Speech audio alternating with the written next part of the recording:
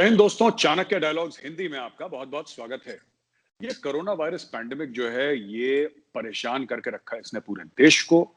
अ, हमने देखा बड़ी दुखद मौतें भी हुई हैं देश में। अ, हम में से कोई ना कोई ऐसा मतलब ऐसा कोई इंसान नहीं है, कोई शख्स ऐसा नहीं है जिसका कोई जानने वाला अस्पताल में ना हो, जो परेशान ना हो ऑक्सीजन के लिए, आईसीयू बेड्स के लिए। बहुत एक विपदा की घड़ी है पूरे देश के लिए। इसके बीच में आवाज़ें आ रही हैं, पूरे देश से आवाज़ें आ रही हैं कि फ़ौज को मामला सौंप दीजिए। मैं ये बताता चलूँ इसके पहले कि फ़ौज की ऐसी कोई ट्रेनिंग नहीं है, कोरोना वायरस से लड़ने की या फिर जब बाढ़ आती है उससे लड़ने की या जब अर्थक्वेक आती है, भूकंप आता है उससे लड़ने की। लेकिन फ़ौज अपने डिसिप्लिन से, अपने स्ट्रक्चर की वजह से, अपने ईथॉस की वजह से ये मामले सॉल्व कर देती है, लोगों को राहत दे देती है। तो लोगों को ऐसा लगता है कि साहब ये जिसको हिंदी में हम लोग कहते हैं रामबाण है। भारतीय सेना को बुला दिया, सब कुछ ठीक-ठाक हो जाएगा। भारतीय सेना को बुलाना चाहिए, नहीं बुलाना चाहिए। हमारे साथ हैं lieutenant general Rakesh Sharma. General Sharma GOC 14 core रह चुके हैं। सर, जय हिंद और आपका बहुत-बहुत स्वागत है sir, the Chanakya dialogues Hindi में। थैंक यू, धन्यवाद गौरव। सर, मेरा पहला सवाल ये है सर कि लोगों की डिमांड ये आ रही है कि फौज को सब कुछ सौंपे क्योंकि फौज ही है जो नैया पार कराएगी, इंडियन आर्मी है जो बचाएगी। व्हेन दे से Indian army sir, it's a generic term, all the three services, army, navy, air force. फौज को इन्वॉल्व करिए तभी कुछ हो पाएगा।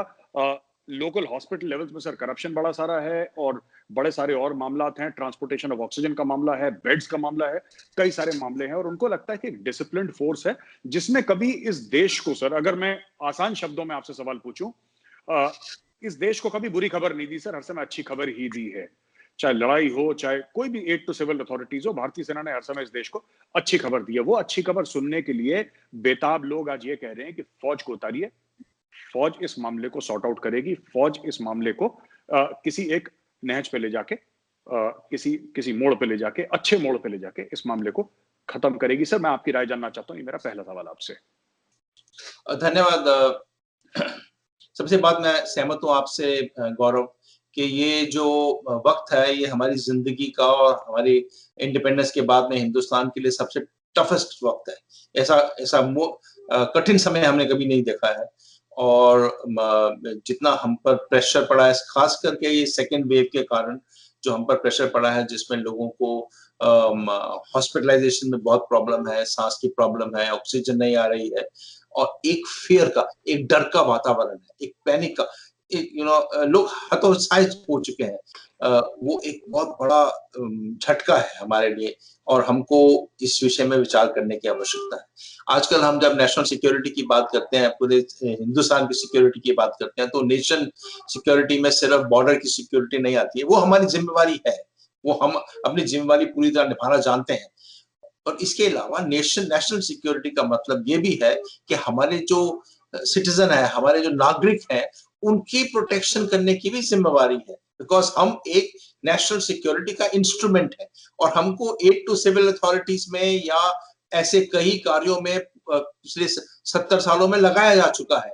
हमने कॉमनवेल्थ गेम्स तक ऑर्गेनाइज करी है, हमने एशियन गेम्स तक ऑर्गेनाइज करी है। सो ऐसा कहना कि हमको हर कार्य में इस्तेमाल किया जाता है, इसलिए कि इस देश में लोगों को हमारी आर्म्ड फोर्सेस के ऊपर विश्वास है और वो कहते हैं कि यार ये कर गुजरेंगे, करेंगे, बिकॉज इनके पास एक ताकत है करने की, एक ऑर्गेनाइजेशनल कैपेबिलिटी है, एक स्कीम बना चुके हैं अपने आप कैसे काम को पूरा करना है। अगर अभी केदारनाथ हुआ था तब भी हमको इस्तेमाल किया गया, कोई बच्चा कुएं में गिर जाता है उसमें भी हमको इस्तेमाल किया जाता है।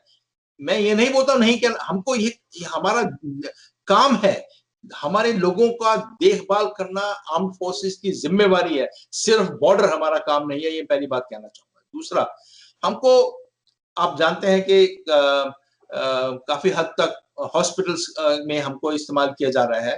हॉस्पिटल में हॉस्पिटल्स हमारे पास 135 एक हॉस्पिटल है, 9000 के करीब बेड है जिसमें हम लोग रखते जो एडमिटेड है। ज्यादातर मैक्सिमम इसमें जो है आज की डेट में सर्विसमैन, एक्स सर्विसमैन और उनकी फैमिलीज एडमिटेड है। और हमारे हॉस्पिटल्स, खास करके जो मेजर हॉस्पिटल्स हैं जैसे कमांड हॉस्पिटल्स या बेस हॉस्पिटल्स या नोडल हॉस्पिटल जैसे कि जलंधर और जम्मू जैसे हॉस्पिटल, ये काफी प्रेशर में है इस वक्त, बिकॉज ये कैशमेंट हॉस्पिटल्स हैं जिनपे बहुत ज्यादा प्रेशर पड़ चुका है हमारे ही लोगों का, और उनका एक फाइनाइट सीमा है जिसको वो बंदों को देख सकते हैं। और उसके अलावा उन्होंने बहुत ज्यादा इंतजाम किए हैं हॉस्पिटल्स ने पर इन पे प्रेशर बहुत ज्यादा है, डॉक्टर्स पे, नर्सेस पे, स्टाफ पे, पैरामेडिक्स पे, बेड्स पे, ऑक्सीजन पे, मेडिसिन और ड्रग्स पे हमारे हॉस्पिटल्स को प्रेशर है। इसलिए आई थिंक जो गवर्नमेंट का डिसीजन है कि और हमारी जो आर्म फोर्सेस की हायरार्की का डिसीजन है कि ये सिविलियन के लिए खोल दिया जाए। नाउ सर्विसमैन तो फाइनली घूम फिर के अपने हॉस्पिटल में जाएगा, इसका प्रेशर एक सर्विसमैन पर आ सकता है, उनकी फैमिलीज पे आ सकता है, बिकॉज जो एम्पैनल्ड हॉस्पिटल थे, जो 2,500-3,000 एम्पैनल्ड हॉस्पिटल हैं हमारे हिंदुस्तान में, वो जहां पे भी हैं वो अपने प्रेशर से गुजर रहे हैं। वो अब ईसीएचएस को पेशेंट को शायद लेने को माने ना, बिकॉज उनके अपने प्रेशर बहुत ज्यादा है। तो हमारे पेशेंट जो है उनको भी फाइनली घूम के हमारे ही हॉस्पिटल में, सर्विस हॉस्पिटल में पहुंचना है। तो इसलिए सर्विस हॉस्पिटल्स का लोड, वो जो 2,500 हमारे पैनल हॉस्पिटल्स हैं, उसका लोड भी हमारे सर्विस हॉस्पिटल्स पे आ जाता है। सो ये हमारी विचारणीय बात है कि हम क्या कितना सिविलियन लोड ले सकते हैं। इसको देख के आई थिंक हमने जो ये 3-4 जंबो हॉस्पिटल बनाए हैं, एक पालम के पास में है, एक लखनऊ में, एक वाराणसी में, और एक अभी एक अहमदाबाद में इनॉग्रेट हुआ था। सो ये हजार बेड के जंबो हॉस्पिटल सिविलियन के बनाए हैं। हो सकता है कुछ हमारे सर्विस हॉस्पिटल्स में कैपेसिटी हो जहां पे सिविलियंस को हेल्प किया जा सके, तो आई थिंक आर्म फोर्सेस को हेल्प करने की आवश्यकता है। सो जो मेडिकल इश्यूज हैं, ये एक बहुत ज्यादा काम हम कर रहे हैं मेडिकल इश्यूज पे, पर इसके अलावा भी हम बात कर सकते हैं इस विषय में, हम बहुत ज्यादा और तरीके से भी मदद की जा सकती है। जी सर, करप्शन की बात कर रहे हैं लोग हॉस्पिटल्स में कि अस्पताल के बेड में एक परफेक्टली हेल्दी पर्सन को आपने कोरोना पॉजिटिव बोल दिया, उसकी झूठी रिपोर्ट बनाई, उसको एक अस्पताल के बेड में डाल दिया, यानी कि वो हॉस्पिटल बेड बुक हो गया, आपने दिहाड़ी में उसको 400-500 रुपए दिन के दे दिए, वो खुश है, वो लेटे लेटे पैसा कमा रहा है, उसको खाना पीना सब मिल रहा है। अब क्या होता है सर कि जब कोई मोटा आसामी आता है जिसके पास पैसे हैं, तो वो फिर उसको कोरोना नेगेटिव दिखा दिया जाता है, जो झूठा पेशेंट है, फेक पेशेंट है, और उससे वो पैसे लेके कुछ प्राइवेट हॉस्पिटल, सबकी बात नहीं कर रहा, कुछ प्राइवेट हॉस्पिटल्स की मैल प्रैक्टिस की ये भी खबर सोशल मीडिया में फैल रही है। जब मैंने कुछ आर्मी ऑफिसर से बात करी तो उन्होंने बोल दिया कि फौज को इन सब चीजों में पढ़ने की, क्योंकि हम फिंगर पॉइंटिंग कराए हैं, और आप भी इस मामले में कह चुके हैं कि फिंगर पॉइंटिंग कराई है, ठीक नहीं, फौज का काम नहीं है। जरा इसके ऊपर जरा विस्तार से बताइए सर, क्या फौज को इस चीजों में पढ़ना चाहिए कि नहीं पढ़ना चाहिए सर? देखिए, ये जो बातें चल रही हैं अब सोशल मीडिया या ऑडियो विजुअल मीडिया में, बहुत सारी बातें चल रही हैं, तरह तरह का करप्शन चल रहा है, करप्शन की बात चल रहा है, कुछ होर्डिंग हो भी रहा है, कुछ करप्शन है भी, जैसे कि ऑक्सीजन सिलेंडर ब्लैक में बिकते हैं या मेडिसिन ब्लैक में बिकते हैं, ये हो भी रहा है। परंतु हमारी एक रिस्पॉन्सिबिलिटी है और एक पुलिस की रिस्पॉन्सिबिलिटी है, जो सिविल एडमिनिस्ट्रेशन की रिस्पॉन्सिबिलिटी है, उसमें हमको कदम रखने की आवश्यकता नहीं है। ये हमारा काम नहीं है। किसी हॉस्पिटल में, और मैं इसके बारे में कुछ जानता नहीं हूं, पर किसी हॉस्पिटल में कुछ फ्रॉड हो रहा है या कोई करप्शन हो रही है, तो वो सिविल एडमिनिस्ट्रेशन की जिम्मेवारी है, वो हमारी जिम्मेवारी नहीं है। हमारा जो हॉस्पिटल स्टाफ है, वो ऑलरेडी कोविड ना होते हुए भी काफी स्ट्रेस रहता है। मेडिकल स्टाफ, हमारी नर्सिंग ऑफिसर्स का और नर्सिंग असिस्टेंट्स का, पैरामेडिक्स का एक हॉस्पिटल के बेड के हिसाब से रेशो बहुत अच्छा नहीं है, पीस टाइम पे भी अच्छा नहीं है। हम कहते हैं कि सिविल हॉस्पिटल से मिला के देखो तो हमारा नर्सिंग रेशो बहुत पोर है। हमको अपने पैरामेडिक्स और नर्सेज को बढ़ाने की तब भी जरूरत थी, और डॉक्टर्स उतने ही हैं जितने एक हॉस्पिटल गुजारा कर सकता है। इस लोड में कितने प्रेशर में काम कर रहे हैं। ये जो करप्शन वाले मामले हैं, ये सिविल गवर्नमेंट की रिस्पॉन्सिबिलिटी, बहुत महत्वपूर्ण रिस्पॉन्सिबिलिटी है, ये सिविल एडमिनिस्ट्रेशन की रिस्पॉन्सिबिलिटी है। उनको चाहिए कि इस पे हाथ लगाएं। कोई हॉस्पिटल में जाकर हम टेक ओवर कर लें और उसको चलाएं, ये हमारी जिम्मेवारी नहीं है, और हम इसमें पढ़ना भी नहीं चाहते, हमारी कैपेसिटी भी नहीं है हम इसमें पढ़ सके। जी सर, लॉजिस्टिक्स की बड़ी बात चल रही है, सप्लाई चेन की आजकल बड़ी बात चल रही है। लोग ये कह रहे हैं साहब कि जो ऑक्सीजन तो है, अब ये कहा जा रहा है कि ऑक्सीजन तो है, लेकिन उसके ट्रांसपोर्टेशन में, कि जैसे साउथ से आ रही है या फिर छत्तीसगढ़ से आ रही है, कहीं से भी आ रही है सर, डीआरडीओ कर रहा है, कोई और कर रहा है सर, तो इसके बारे में काफी चीजें कही जा रही है। ये क्या फौज इसमें इसकी सप्लाई चेन में मदद कर सकती है? Because sir, you have been core commander 14 core, और मुझे लगता है जितना चैलेंजिंग सप्लाई चेन 14 कोर का है, और कहीं हिंदुस्तान में चाहे सिविलियन इदारा हो, चाहे वो गवर्नमेंट का हो, चाहे वो फौज का हो, कोई भी हो, इतना कॉम्प्लिकेटेड नहीं है सर। सियाचिन से लेकर कारगिल से लेकर दौलत बेग ओल्डी, ऐसी ऐसी हाइट्स जिसको देख के ही आदमी, these are terrifying heights, these are not for normal people, cannot survive that sir। वैसे में फौज लॉजिस्टिक्स करती है, तो क्या आपको लगता है कि फौज का जो लॉजिस्टिक्स, ये अमेज़न तो अब आए हैं सर, अमेज़न तो अब आई है। ये पुरानी अमेज़न तो इंडियन आर्मी है सर, ये कब से ये काम कर रही है? इसके बारे में ज़रा बताइए sir, can we help in can we guide in logistics sir? मैं 2 बातें कहूँगा इसमें गौरव। सबसे पहले कि हम ऑपरेशंस में ही रहे हैं 70 साल। हमको ऑपरेशनल एरियाज़ में काम करने का एक ढंग हो गया है। सबसे पहले पहली गोली चलती है, तो जहाँ पे गोली चलती है या जहाँ पे कोई भी हादसा होता है, एक एक एक्सीडेंट भी होता है, सबसे पहले हमको कभी ज़िम्मेवारी मिलती है, सबसे पहले उस इलाके पे जाके हम अपना कमांड एस्टैब्लिश करते हैं, command post, communication infrastructure, data links, जो डिसीजन मेकिंग वाले हैं, वो एक जगह आके बैठ जाते हैं और एक मॉडल कमांड पोस्ट एस्टैब्लिश करते हैं जिसमें उस ऑपरेशन को कंट्रोल किया जा सके। और जो जहां पे हर बंदे को खबर मिलती है कि इनको मालूम है क्या हो रहा है और अगला क्या एक्शन लेना है। ये बहुत बड़ा मुद्दा है। ये मुद्दा है और एक कमांड पोस्ट में सिर्फ एक कमरे में 10 बंदे बैठे नहीं है, उस कमांड पोस्ट के 10 हिस्से हो सकते हैं। उसमें एक हिस्सा जैसे अब इस इश्यू को लिया जाए तो आई थिंक मैंने अच्छे वीडियोस देखे हैं। चेन्नई में बहुत अच्छा कमांड पोस्ट बनाया है, बॉम्बे ने मुंबई में बहुत अच्छा काम हुआ है। पर हमको ऐसा ही सबसे पहले फौज के थ्रू एक नेशनल कमांड पोस्ट दिल्ली में बनाने की आवश्यकता है। दिल्ली में जिसमें एक नर्व सेंटर हो। हमको हर कोई मिनिस्ट्री में रिंग करके पूछने की आवश्यकता ना हो, इसका क्या करना है, उसका क्या करना है, वो अपने बॉस से पूछेंगे। हर डिसीजन मेकर को एट ए लेवल वहां बैठना होगा, कमांड पोस्ट में जो नर्व सेंटर होगा, वहीं पे ऑपरेशन लॉजिस्टिक सेंटर होगा, वहीं पे प्रेस इंफॉर्मेशन सेंटर होगा, वहीं पे फॉरेन एड जो आ रही है उसका डिस्ट्रीब्यूशन सेंटर होगा। एक जगह पर सब सेंटर बने हो, सैनिटाइज होना चाहिए, लोगों को प्रोटेक्ट करने की भी आवश्यकता है। So all this norms of जो कोविड के वो भी वहां चालू रहेंगे, पर उसके अलावा हमको एक जगह ये देश को कॉन्फिडेंस मिलेगा। लोग यहाँ बैठ के ये लड़ाई की तरह भाषा करें, लड़ाई की तरह लड़ रहे हैं, वो कमांड पोस्ट हमको बनाना चाहिए। दूसरी बात आपने सही कही, ये कमांड ये जो वैल्यू चेन्स है, सप्लाई चेन्स है, लोग हम लोगों ने आज की लड़ाई हो, हम कई हमले में 100 किलोमीटर जाए या 50 किलोमीटर जाए, वहां जाकर भी हम अपने को सस्टेन करने में कैसे सप्लाई चेन्स पैदा होंगी, कैसे सप्लाई होगा, वो पहले सोच के रखते हैं। उसके लिए पहले ही हिसाब किताब बना हुआ है, सिस्टम जिसको हम बोलते थे जीएस रिजर्व, मेंटेनेंस रिजर्व, ये ऑल सिस्टम है। हमको इसमें कोई दिमाग लगाने की आवश्यकता नहीं है, हमारे में ये सिस्टमिक है। अगर सियाचिन में 22,000 फुट पे एक पोस्ट को 6 महीने के लिए राशन सप्लाई करना है, तो कैसे सप्लाई होगा? कहां से आटा, कहां से गेहूं खरीदा जाएगा, कहां आटा पिसेगा, कहां पे वो ट्रांसपोर्ट होगा? बाय रोड जाएगा, हवाई जहाज से जाएगा, हेलीकॉप्टर से जाएगा, स्नोमोबाइल से जाएगा, खच्चर कैरी करेगा। ये सब सिस्टम जो है वेरियस मोड्स ऑफ ये बने हुए हैं। हम लोगों ने वैल्यू चेन्स को इतना अच्छा सिस्टमैटिक बनाया है कि उसको हमारे दिमाग में घुसा है।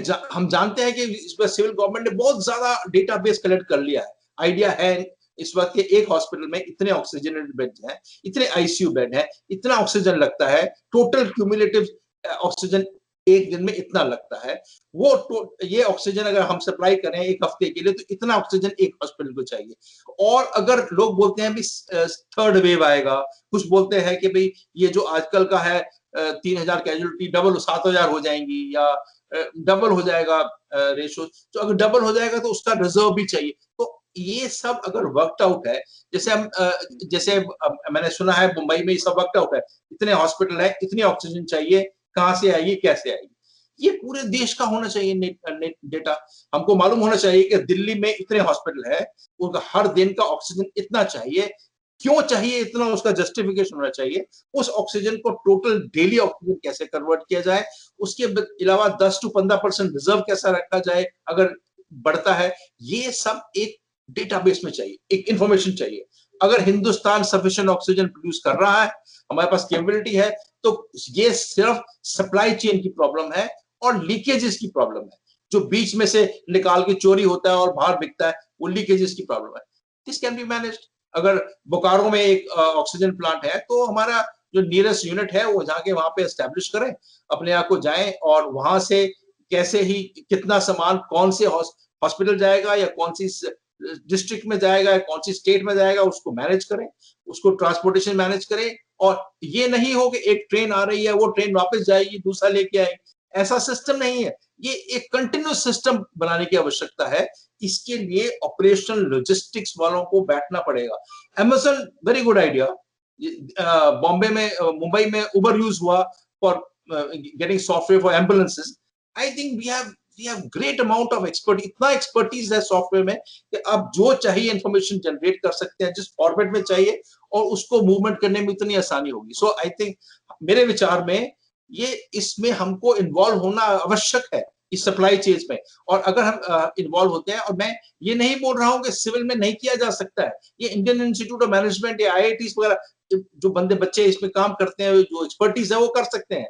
पर हमारे पास भी आर्म फोर्सेस में इसकी बहुत अच्छी एक्सपर्टीज है। हमको इसमें अपनी कंट्रीब्यूशन देनी चाहिए कि हम आप चाहे तो हमारे जो एक्सपर्ट्स हैं वो इसमें लगकर इस हिसाब से काम कर सकते हैं। अगर आप एक चीज मैं कहना चाहूंगा कि एक लड़ाई में कितने टनों टन एम्यूनिशन लगता है, तरह तरह का एम्यूनिशन लगता है। एक छोटी गोली से लेके इतने बड़े बोफोर्स तक हमने जैसे फायर किया था, वो सारा एम्यूनिशन भी एक सिस्टमैटिक तरीके से ऑर्डिनेंस फैक्ट्री से लड़ाई के दौरान में जितना यूज होगा, कितना यूज होगा, ये सब सप्लाई होता है। ये तरीके हमारे बने हुए हैं। All these are well tested logisticians जो इस काम को कर सकते हैं, उनको इस्तेमाल करना आवश्यक है।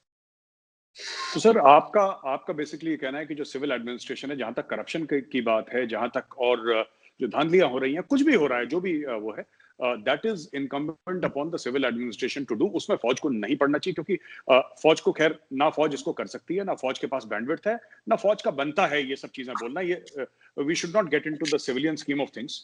ये एक डिसिप्लिन्ड आर्मी है सर, और जो भी कर सकती है, like for example supply chains आपने बोली सर। ये मेरा आपसे सवाल ये है सर कि इसके अलावा आपको क्या लगता है कि फौज कहां पे हेल्प कर सकती है? जैसे आपने जंबो हॉस्पिटल्स की बात करी सर, हजार हजार बेड के हॉस्पिटल्स बना रही हैं। थोड़ा बहुत हमारे बेस हॉस्पिटल, नोडल हॉस्पिटल अपने अगर कुछ बैलेंस उनके पास बेड्स हैं, वो सिविलियंस को हम वो कर सकते हैं। कहीं कहीं हमारे डॉक्टर्स हैं already under a great deal of strain, वो कर सकते हैं।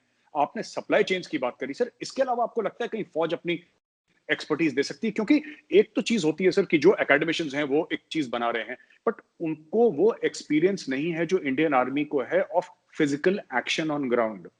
एक प्लानिंग है सर, उसके ऊपर वो प्लानिंग पे एक्शन करना, और फिजिकली ऑक्सीजन सिलेंडर तो बहुत बड़ी चीज है सर। कि आपने, मुझे याद है मेरी आपसे एक बार कॉन्वर्सेशन हो रही थी और आपने मुझे ये बताया था, आपने ये बोला था कि गौरव, एक रोटी सियाचिन कैसे पहुंचती है, इसके पीछे की इतनी बड़ी साइंस है कि अगर हम किसी सिविलियन को समझाएंगे तो उसका मुंह खुला का खुला रह जाएगा कि रोटी, सिंपल सी रोटी जो हम फॉर ग्रांटेड लेते हैं घर पे, वो रोटी सियाचिन ग्लेशियर पहुंचाने में कितना कॉम्प्लेक्स और complicated supply chain and place है। तो सर मेरा आपसे ये सवाल है कि क्या कुछ और हम कर सकते हैं इसके अलावा? आपके कुछ और ख्यालात हैं इसके बारे में सर? लुक, हमारे पास एक्सपर्टीज बहुत है, कुछ थोड़ा रीट्रेनिंग की आवश्यकता होगी। जैसे मैंने एक आर्टिकल में लिखा है रिसेंटली, जैसे हमारे हर यूनिट में, आप भी जानते हैं, हर यूनिट में बैटलफील्ड नर्सिंग असिस्टेंट है, जो हमारे जवान हैं, बीएफएन, जो हमारे जवान हैं। और जो जवान है, ये जवानों को ऑलरेडी फर्स्ट एड वगैरह की ट्रेनिंग दी जा चुकी है, वो ट्रेन लोग हैं। उनको जस्ट आपको कमांडियर करना है। मैं जानता हूं लोग बोलेंगे कि हमारी जिम्मेवारी बॉर्डर पर है, चाइना के साथ लास्ट ईयर से चल रहा है, पर चाइना के लिए जो लास्ट ईयर चल रहा है उतनी फौज हमारी चाइना के बॉर्डर पर है। इसके अलावा एक सब्सटैंशियल फोर्स हमारी पीस टाइम पे है। जब हमारे ही भाई बंधु, हमारे पेरेंट्स, हमारे ही इतना सफर कर रहे हैं, तो हमारी जिम्मेवारी उनकी तरफ भी होती है। तो अगर ये है, तो अगर बीएफएनएस है, पीस स्टेशन में 20-25 डिविजन है, 20-25 डिवीजन के बीएफएनए कलेक्ट करें और उनको ट्रेन किया, भाई यार ये इस स्टेट में हमको वैक्सीनेशन देने की जिम्मेवारी हमारी हुई। फॉर एग्जांपल, मैं एग्जांपल की तरह बोल रहा हूं, हम वैक्सीनेशन ले लेते हैं, तो वो जो सारी नर्सेज जो इतनी इस वक्त वैक्सीनेशन में बिजी हैं, वो नर्सेज रिप्लेस होके हॉस्पिटल वार्ड्स में जा सकती है हॉस्पिटल में काम करने के लिए। रात को किसी को प्रोनिंग की जरूरत है, रात को किसी को प्रोनिंग आप समझ रहे हैं, जैसे उल्टा लेट के सांस के लिए, ऑक्सीजन के लिए करते हैं, तो पेशेंट को उल्टा करने के लिए भी तो एक नर्स चाहिए रात को, नहीं तो वो प्रोनिंग हो ही नहीं सकती। तो ये सब नर्सेज रिलीव हो जाएंगी। वैक्सीनेशन की कुछ जिम्मेवारी आर्म फोर्सेस को दी जा सकती है कि आप ये ले लें। इसके अलावा हमारे फील्ड हॉस्पिटल हैं, हर डिवीजन में 2 फील्ड हॉस्पिटल है। फील्ड हॉस्पिटल्स को इस हिसाब से कन्वर्ट किया जा सकता है कि वो फील्ड हॉस्पिटल जहां पे विलेजेस में, अभी हम विलेजेस में सुन रहे हैं कई जगह पे विलेजेस भी क्लोज हो गए हैं।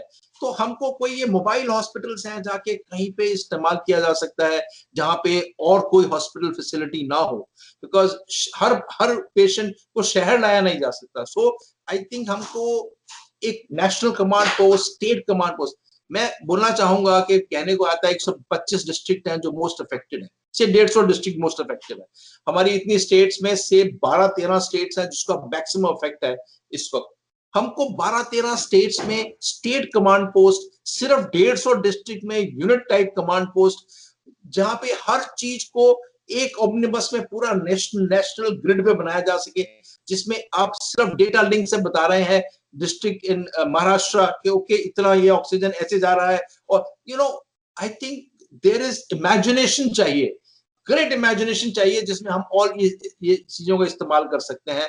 बीएफएनएस आई थिंक अगर हर यूनिट, एक हर बटालियन, हर रेजिमेंट अपने 15 बीएफएनए पैदा करें तो हम कितना ज्यादा फोर्स पैदा कर सकते हैं हिंदुस्तान में सिर्फ बीएफएनएस के तौर पे इसको पूरा करने के लिए। हमारे अपने नर्सिंग कॉलेजेस हैं, आर्मी के 2 नर्सिंग कॉलेज हैं, एक जलंधर में है, एक गुवाहाटी में है, हम जिसमें हम अपने जवानों जैसे उसके बच्चों को पढ़ाते हैं, नर्सिंग पढ़ाते हैं। उनके 3rd ईयर स्टूडेंट्स को क्लोज किया जा सकता है। हमारे पास फौज के अपने नर्सिंग कॉलेजेस हैं, बट उनको तो I am sure army arm forces इस्तेमाल कर रही होंगी। सो अगर इमेजिनेशन देखा जाए तो हम काफी, जैसे एक कॉन्वॉय चलता है बोकारो से, वो बोकारो में जहां से चल रहा है उस वहां पे मैनेजमेंट के लिए एक लाइजन टीम बैठी जा सकती है जो कम्युनिकेशन में रहे।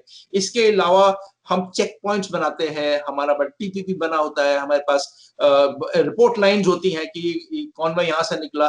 ये सिस्टम्स हमारे पास मूवमेंट के बने हैं, ऑपरेशनल लॉजिस्टिक्स वगैरह, ट्रेन ही ट्रेन मूव करते हैं, कॉन्वॉयज ही कॉन्वॉयज मूव करते हैं, उन सबको कंट्रोल्ड मैनेजमेंट होता है। ये नहीं कि ट्रक को छोड़ दिया तुम जाओ दिल्ली, ऐसे नहीं है। ये सब किया जा सकता है। इसमें एक दिन का काम नहीं है, इसमें वक्त लगेगा पर किया जा सकता है। जी मेरा सर आखिरी सवाल आपको सर, एक सेंस ऑफ डिस्पोंडेंसी है, एक मोरल मनोबल जो है उसको नो डाउट सर हिट हुआ है, लोगों का मनोबल थोड़ा सा कम है, लोग सोशल मीडिया देख रहे हैं, ये सब चीजें देख रहे हैं सर, और मनोबल वो हो रहा है। क्या करना चाहिए सर देश की लीडरशिप को, क्या करना चाहिए हम सबको जो कि जिम्मेदार नागरिक हैं, कि लोगों का मनोबल थोड़ा सा उठे, लोगों का मनोबल ऊंचा हो, और लोगों को ये पता लगे कि हाँ चीजें 99% रिकवरी रेट है सर हमारी, ये बात सच है, ऑलमोस्ट 99% हमारी रिकवरी रेट है, ऑक्सीजन की कमी पूरी हो चुकी है, लॉजिस्टिक सप्लाई चेन आप बहुत खूबसूरती से समझा चुके हैं सर कि इसको पूरा कैसे करा जा सकता है और हो भी रहा है। मनोबल ऊंचा करने के लिए क्या करा जाए सर? लोग, एक तो कम्युनिटीज, जैसे मैं भी एक सोसाइटी में रहता हूँ, इस सोसाइटी में सोसाइटी के लोग, मेरी army welfare housing society greater Noida में लोगों ने मिलकर काफी उसमें काम किया है, मतलब आपस में एक दूसरे को कम्युनिटी किचन बना दिया है, एक सपोर्ट ग्रुप बन गए हैं, किसी को मतलब कुछ कम्युनिटी हेल्प है। पर इसके अलावा क्या किया जा सकता है? सी आजकल सोशल मीडिया का जमाना है, हर व्यक्ति अपने सोशल मीडिया में कुछ लिख रहा है, वो इतना र्यूमर मॉन्गरिंग है, इतना गलत बात कही जा सकती है, कुछ सच कुछ गलत, एक हाफ ट्रूथ भी सच की तरह बन जाते हैं। सो हमको चाहिए कि जितना ट्रांसपेरेंट हो सके उतना ट्रांसपेरेंट हो। अगर हिंदुस्तान में पब्लिक को आर्म फोर्सेस पे विश्वास है और विश्वास है कि हम कुछ कर पाएंगे, तो उस विश्वास को पूरा करने के लिए हमको इस्तेमाल किया जा सकता है, बिकॉज हमारे लोगों के पब्लिक को विश्वास पैदा होगा। इसके अलावा अगर आप देखें कि अगर आपको ऑक्सीजन का स्टेट है कि दिल्ली में 700 मीट्रिक टन रोज चाहिए, इसके अलावा 100 मीट्रिक टन रिजर्व चाहिए, अगर बढ़ जाता है तो 800 मीट्रिक टन दिल्ली का किस हिसाब से बनाया गया है, क्यों 800 मीट्रिक टन है, किस हॉस्पिटल की कितनी रिक्वायरमेंट है और किस हिसाब से ये लाया जा रहा है, इसका कोऑर्डिनेशन सिस्टम क्या है, इसका मैनेजमेंट सिस्टम क्या है, ये सब एक ट्रांसपेरेंसी की जरूरत है। अगर लोगों को विश्वास हो कि यार मेरी गवर्नमेंट कुछ ये किया जा रहा है, ये ऑक्सीजन आ रही है, इसका बहुत फायदा होगा। इसके अलावा देखो अब डीआरडीओ ने ऑलरेडी आर्म फोर्सेस ने बनाने शुरू कर दिए हैं ये जंबो हॉस्पिटल्स, 3-4 बन चुके हैं ऑलरेडी। इसके अलावा ऑक्सीजन जनरेशन प्लांट्स जो डीआरडीओ ने बनाए हैं ऑलरेडी, ऑल इंडिया इंस्टीट्यूट में कल एक इंस्टॉल हुआ है, रामलो लोहिया हॉस्पिटल में एक इंस्टॉल हुआ है। सो हमको इसको स्पीड करने की आवश्यकता है, हॉस्पिटल्स को सेल्फ जनरेशन कैप्टिव प्लांट्स बनाने की जरूरत है। सो आई थिंक ये सब खबरें जब निकलेंगी कि भैया we are getting on top, हम इस बीमारी के ऊपर बैठ रहे हैं, तो I think it will make a change. हमको काम से पूरा करना है, ये र्यूमर मॉन्गरिंग को हटाना है। ये बोल के कि नहीं नहीं आप सच नहीं है, ये झूठ नहीं है, ऑक्सीजन है, इससे नहीं चलता है।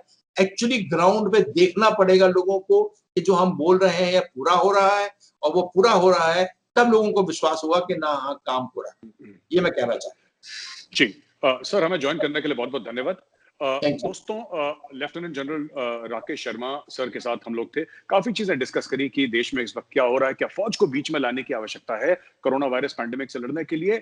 ये भी बोला कि सप्लाई चेन जो फौज की एक्सपर्टीज है, फौज सालों साल से ये काम करती चली आ रही है बैक एंड में, और फौज की हम जो एक्सपर्टीज है उसको कैसे लेवरेज कर सकते हैं, कैसे उसका इस्तेमाल कर सकते हैं। और आखिरी में जनरल साहब ने ये बताया कि जो पॉपुलेशन है, पूरी जनसंख्या, उसका जो मनोबल है, मोराल जिसको फौज में एक कहावत है, कहते हैं कि हथियार से तो लड़ता ही है सिपाही, लेकिन अपने मोराल, अपने मनोबल से भी लड़ता है। दोस्तों, बहुत बहुत धन्यवाद हमसे जुड़ने के लिए। द चाणक्य डायलॉग्स हिंदी की टीम की तरफ से आप सबको जय हिंद।